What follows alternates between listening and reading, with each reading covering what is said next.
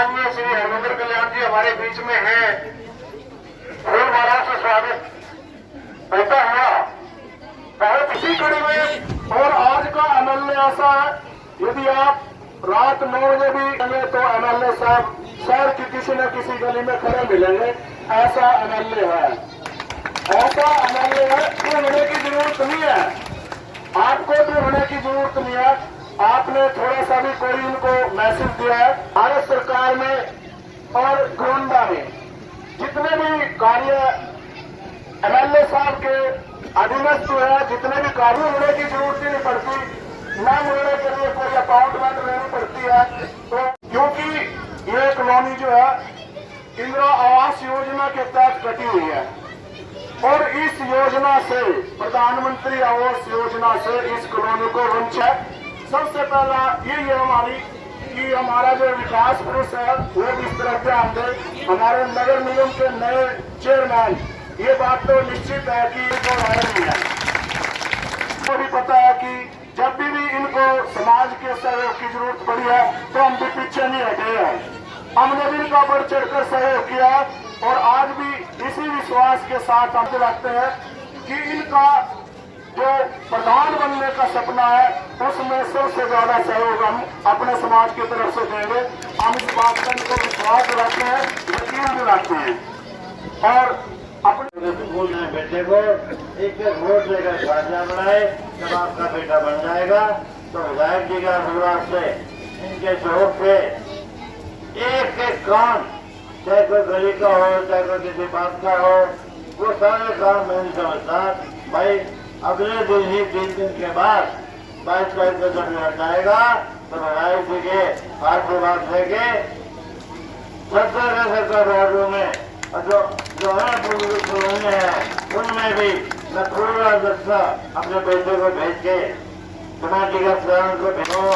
आपका सारा कार्य ठीक होगा और कोई धक्के नहीं खाने पड़ेंगे, ना कोई लगाने की जरूरत पड़ेगी। पार्टी ने इनकी आज तक की सेवा को देखते हुए उसको भारतीय जनता पार्टी का चेयरमैन पद का टिकट दिया है और अपने उस भाई बेटे के लिए हम वोट की अपील करने के लिए आपके बीच में आए।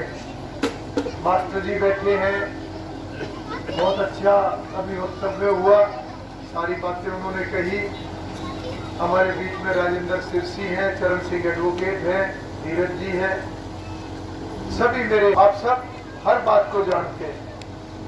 पहली बात तो ये है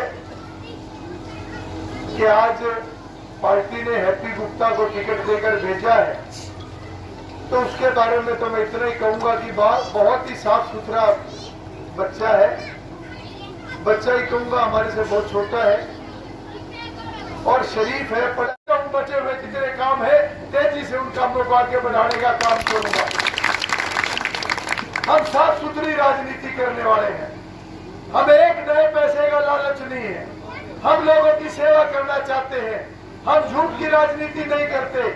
मेरे विधायक बनने के बाद जितने घरोंडे के काम हुए हैं, इलाके के काम हुए हैं, वो काम बोलते हैं, मुझे मुंह से बोलने की जरूरत नहीं है। मेरे से पहले सरकारें आती थी, विधायक बनते थे, बड़े बड़े वायदे करते थे, मगर 5-5 साल निकल जाते थे, लोगों के काम नहीं होते थे। हमने 21 कॉलोनियों को रेगुलर करवाया, हमने बड़े बड़े काम जो 40-40 साल से पेंडिंग थे, हमने उन सब कामों को कराया। इसलिए मुझे अपने मुंह से बोलने की जरूरत नहीं है। मैं तो इतना ही बात कहकर अपनी बात को समाप्त करूंगा कि मेरा ये दावा है, मैं दावे के साथ ये कहता हूँ कि देश की आजादी के 70 साल तक बहुत पार्टियों ने बहकाने का काम किया है, बहुत नेताओं ने बहकाने का काम किया है, बहुत लोग वोट लेकर चले गए, सरकारें बनाने का काम किया, बहुत लोगों ने बहकाकर अपना उल्लू सीधा करा।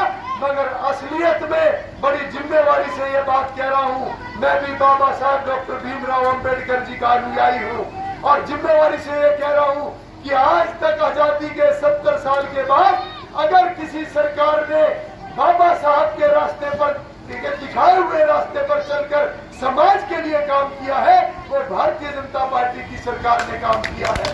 मैं बहुत जिम्मेवारी से ये बात कह रहा हूँ कि अगर आज तक देश को सही दिशा दिखाने का किसी ने काम किया है, बाबा साहब का वो सपना कि सबको समान अधिकार मिले, अगर किसी ने यह काम किया है तो गरीब हुए नरेंद्र मोदी जी जो आज देश के प्रधानमंत्री हैं, उन्होंने समाज के लिए काम किया है।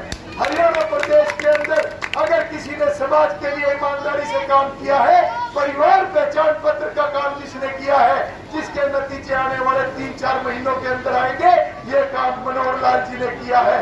और जो पिछले समय में हम देखते थे, अमीर आदमी का गरीबी का कार्ड, गरीब आदमी का अमीरी का कार्ड, ये सारे घपले भारतीय जनता पार्टी